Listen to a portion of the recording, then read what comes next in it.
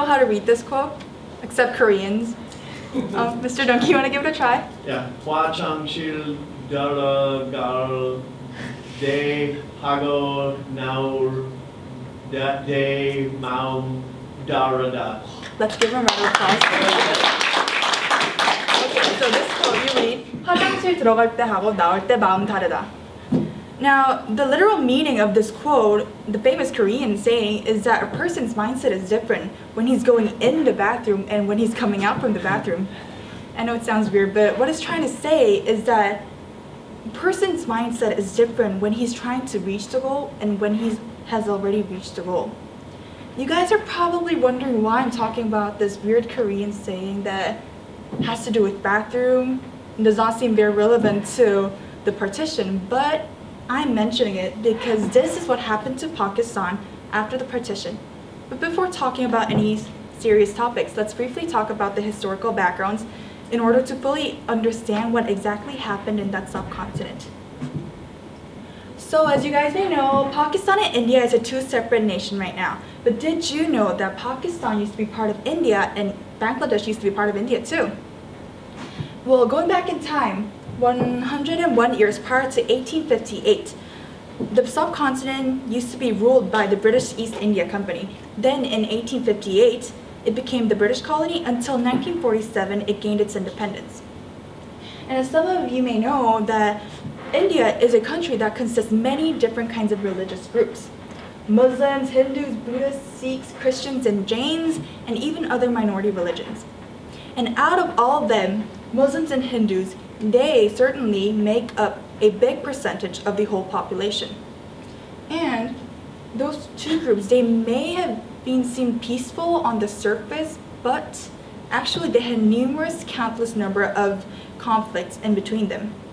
Some Hindus ban Muslims even from drinking from the same tap water. And one Muslim from the BBC interview even stated that the Hindus treated them more untouchables than the untouchables. And then in 1947, so they finally split up into two different nations, Pakistan with the majority Muslims and India with the majority Hindus. And there used to be East Pakistan and West Pakistan, but East Pakistan became the independent state of Bangladesh in 1971. Now it's 2014, so how are they living? So India is now the most populous democratic country in the world, and its GDP is rising day by day. And Pakistan became the Islamic Republic of Pakistan with the capital city of Islamabad. Now here's the core of this presentation, the key of this speech, the key. Okay. Then did Pakistan achieve its initial goal of avoiding discrimination against all religions? Well, you guys are probably really confused right now because many of you guys would have probably thought that Pakistan was a country that was established only for the Muslims. Well, but its initial goal and the history of its progression can be seen by simply examining the constitutions that it made. Well, then what's the Constitution? Constitution, according to Google Dictionary, is a body of fundamental principles or established precedents according to which a state or other organization is acknowledged to be governed. So it is basic fundamental principles. In Pakistan, even after the partition, they used the Government of Indian Act, which was made in 1935, until they made their first constitution in 1956. And their first constitution was a liberal democratic document saying that they're going to offer equal protection and freedom of speech, expression, and assembly to all religious groups, even the ones that are not Muslims. But this constitution vanished in 1958. It only lived for 2 years. Then they made a new constitution in 1962. And this document is the one that named the country the Islamic Republic of Pakistan. But still, equal protection was offered to all religious groups. Then in 1973, the most stringent and only focusing on Islamic religion, the constitution that only focuses on Islamic religion, was established, which was called the Islamic Constitution of 1973. This document declared that only Muslims were able to stand on the position of president or prime minister. And it required to Islamize all laws, including the ones that are antithetical to Islamic religion, without giving an understandable and clear rationale for its implement.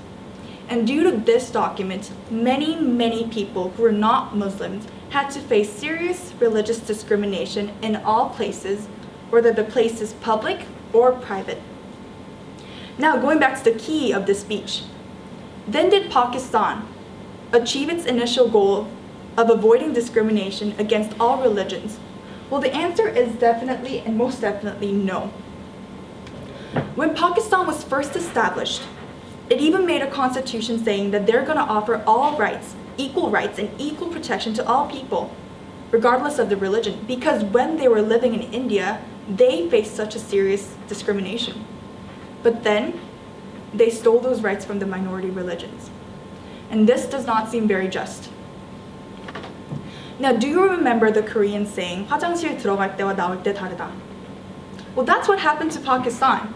When they were first established, it sounded so appealing to all groups, all religious groups. It says it's going to protect them and it's going to give them all the freedom, but then, once it stabilized, it became the Islamic Republic, and even furthermore, it stole all the rights from them, even the protection. Now, the Pakistani government is settling, and it is definitely challenging to change any of the rules, but I still believe that discrimination should not exist in any form, whether it is racial or religious.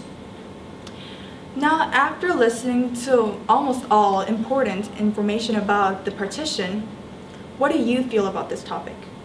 Do you feel that Pakistan achieved what they truly wanted to achieve in the beginning? And this will end my speech. Thank you.